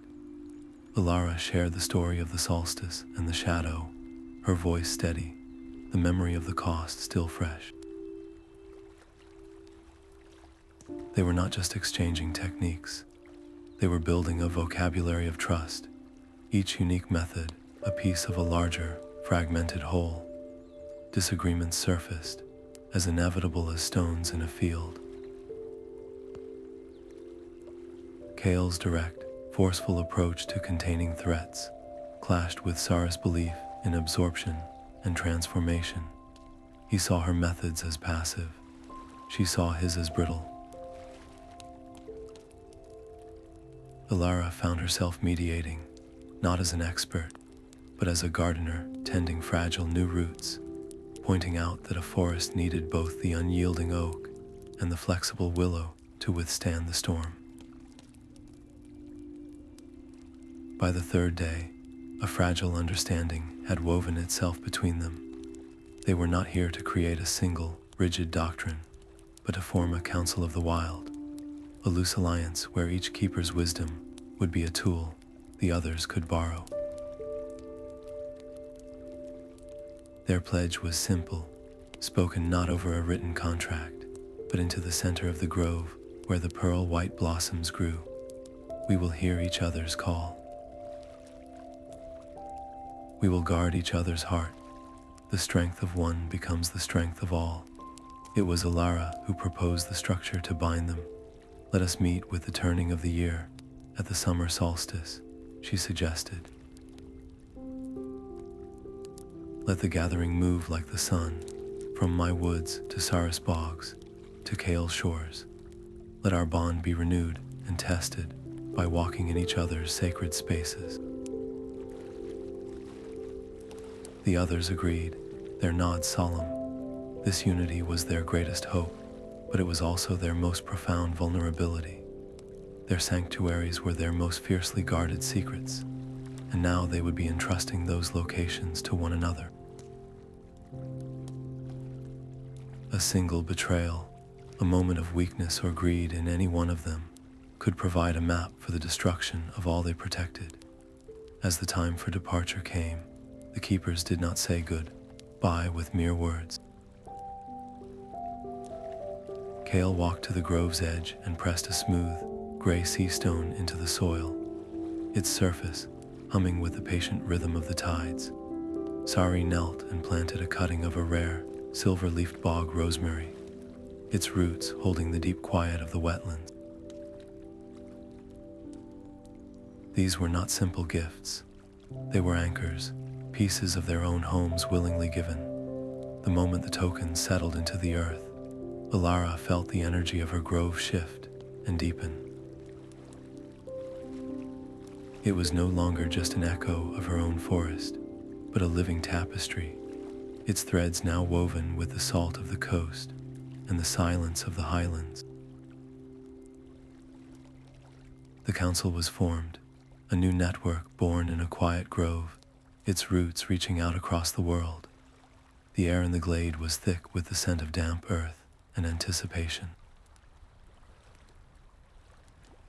On the anniversary of her first desperate ritual, Elara stood before the Heartwood stone, not as a frightened scholar, but as its keeper. She raised her hands, and the assembled crowd of villagers fell into a respectful silence. Her feet began to trace the slow, deliberate pattern she had witnessed in that long-ago vision, the language written with feet and firelight. Step by step, she taught them the eternal dance. At first, their movements were clumsy and self-conscious, but as the rhythm took hold, a palpable energy began to stir. A low hum resonated from the stone, and the dancers felt it in their bones, a vibration that connected them not only to the forest, but to each other, weaving a tapestry of shared breath and synchronized motion. It was no longer a performance, but a participation in something ancient and alive. Elara watched the dance become an annual tradition, a thread woven into the fabric of the community's life. Children who had once been toddlers now led the steps with a natural grace, and elders moved with a solemn joy. The connection was undeniable and tangible. People spoke of feeling a lingering sense of peace for weeks afterward, of finding solutions to personal troubles while their feet moved in the sacred pattern, as if the forest itself was whispering guidance. Yet, this very success bred a new, quiet fear in Elara's heart. She saw the danger of the ritual becoming a hollow spectacle, a quaint local festival where the steps were memorized, but the soul of the dance was forgotten.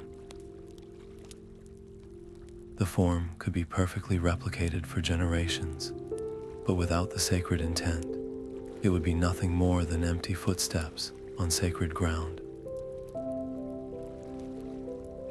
Her solution was a silent pact with the forest itself. She never explained the deeper meaning of the ritual to the whole crowd. Instead, she waited. After the dance, a child might approach, their eyes wide with a genuine, unspoken question. Or a newcomer would linger, their heart clearly stirred by more than just the music. To these few, Elara would whisper the true intent of each movement.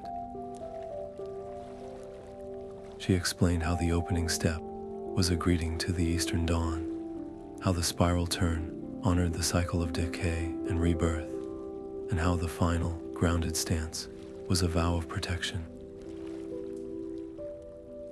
In this way, the ritual maintained its purity, its power reserved not for the many, but for the ready few whose hearts were truly open to receive it. The survival of the tradition now hinged on this delicate, unspoken transmission. Its future no longer depended on her alone, but on each new generation, producing at least one seeker who understood that the dance was a conversation, not a recital. The stakes were subtle but immense. If that chain of whispered wisdom were ever broken, the annual gathering would slowly lose its magic, becoming a beautiful shell that no longer held the living spirit of the pack. The forest would endure, but the bridge between its world and the human heart would grow fainter with every passing year. As the final notes of the community's hum faded into the twilight, Elara looked at the central stone. The thick moss covering its surface seemed to pulse with a soft, internal light, storing the collective joy and reverence of the moment like a battery being gently recharged.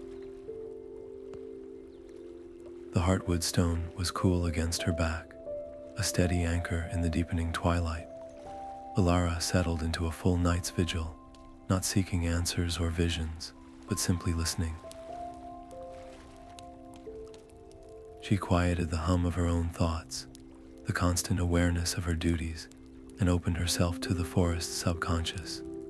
What came to her were not words, but sensations, the wood's own dreams and deepest hopes. She felt the slow, patient unfurling of peace, a gentle wave spreading from the glade's center. It was not a dramatic conquest, but a quiet saturation, like water seeping into dry ground. In this vision, she saw saplings pushing through cracked city concrete, not in defiance, but as a natural return. She felt the emergence of new keepers, not trained in secret groves, but awakened in suburban gardens and community parks, their hearts suddenly attuned to a whisper they had never been taught to hear. A profound and aching truth settled within her. She would be a root, not the flower, she would not live to sit in the shade of the great trees this peace would grow. The work of her lifetime would be just the beginning, the first turn of a wheel that would spin for centuries. Her role was to ensure the wheel kept turning, long after her own hands could no longer push it. With the first hint of dawn silvering the horizon, she took out her journal and began to write. These were not instructions or maps, but letters.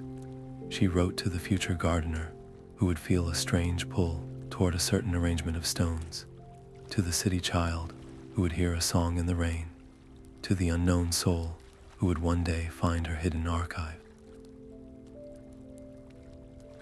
She wrote of her doubts and her triumphs, of the shadow's cold touch and the stag's warm tear, offering not a rulebook, but a companion for their own journey. She sealed each one with a drop of pine resin and hid them among the other artifacts, a whispered welcome for a future she would never meet. Her work was fundamentally changing, shifting from the active defense of a sanctuary to the patient sowing of seeds across time itself. The success of her entire life's purpose now depended entirely on the character of strangers she would never know. As the sun finally broke over the treetops, a young fox emerged from the ferns. It did not startle or flee. It simply sat beside her, its warm flank pressing gently against her leg, and looked out over the glade with calm, knowing eyes. Its silent presence was a living promise, a testament that the vigil for this quiet, peaceful world would not end with her. A deep, unnatural chill descended upon the grove, a cold that had nothing to do with the evening air. The vibrant leaves of the young saplings, so full of life just hours before, began to curl inward, their edges browning as if touched by an invisible frost. This was not a sickness of the earth, but a poison of the spirit, a targeted malice seeping from the same silent void that had once birthed the shadow. It was a test of the new network, an attack on the fragile hope Elara had planted. She stood before the Heartwood stone, the eyes of the fading grove upon her, and felt the weight of every lesson, every sacrifice. Bran's hollowed form, the logger's transformed eyes, the delicate hair thread map from Anya, the sea stone and bog rosemary from her fellow keepers, it all converged in this single, desperate moment. The complex rituals of power and alignment felt distant and clumsy now, like trying to use a broadsword to mend a spiderweb. What this wound required was not force, but a gentle, precise touch. Closing her eyes, she let the memory of Bran's voice, weathered and soft, rise from the depths of her soul. It was not a chant of binding or a song of summoning. It was a simple, ancient lullaby, a melody older than the stones themselves, a tune Bran had hummed while showing her how to listen to the sleeping winter roots. She opened her mouth, and the song emerged, a fragile thread of sound in the oppressive silence. But she did not sing alone. As her voice lifted, she felt the Heartwood stone resonate, its deep hum weaving into her melody. The whispering stone added its truth, the stone of memory its sorrow and strength. The silver sea stone from Kale pulsed with the rhythm of distant tides, and Saris bog rosemary released its deep, quiet resilience into the harmony. The collective strength of the global network, the shared heart of the Council of Keepers, flowed through her, not as a torrent to be commanded, but as a chorus to be joined. Her simple lullaby became the vessel, the perfect, humble container for this immense collaborative power. The song washed over the grove, a visible wave of soft, gold-green light that felt like a long, deep breath, after a lifetime of fear. Where it touched, the blight did not fight back. It simply unraveled, its corrosive energy dissolving into nothingness. The saplings straightened, their leaves unfurling anew, greener and more vibrant than before.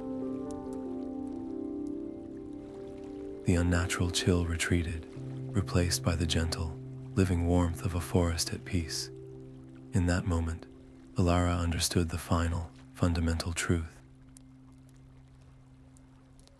Grand gestures could command and control, but they always left scars. True, enduring power was not about domination. It was about alignment, about becoming a clear channel for the world's own innate desire for balance. The most powerful magic was not a shouted command, but a whispered lullaby, a quiet reminder to a wounded world of the peace it had always known, waiting just beneath the surface to be sung back to life. The light through her window was dappled and green, falling on hands now etched with the gentle maps of a long and purposeful life. Elara watched from her cottage as a group of children played a game of chase around the base of the Heartwood stone. Their laughter, a bright counterpoint to the deep, humming silence of the glade. They ran without fear, their small feet tracing paths that were not yet sacred to them, but were simply home. The stones themselves stood as they always had, ancient and unmoved, but the air around them was different. It was no longer a silence of secrecy, but one of profound security, a peace so deeply woven into the fabric of the place that it felt as permanent as the earth itself. The great rituals of solstice and equinox were now vibrant community festivals, their steps taught by elders who had learned them as children, their chants rising not from a single keeper, but from a chorus of grateful voices. Yet the true magic lived on in the smaller, quieter moments. It was in the farmer who left the last row of his crop for the field mice, in the parent who taught their child to listen for the whisper of the wind through the pines before speaking, in the simple act of placing a found feather at the base of a familiar old tree. These were the rituals now, alive and breathing in the daily lives of the people. Elara knew, with a certainty that felt as solid as the stone at her back, that new challenges would always find their way to the forest's edge. There would be other ambitions, other forms of blindness, other shadows to test the pact, but the defenses were no longer concentrated in one grove or one person. They were distributed, a living network of care and remembrance rooted in the heart of the community itself. The peace guarded by the moss-covered stones was no longer a secret to be kept, but a legacy to be lived, passed from hand to hand and heart to heart, ensuring that for generations to come, any who walk these quiet woodlands with respect would find themselves walking in a sanctuary.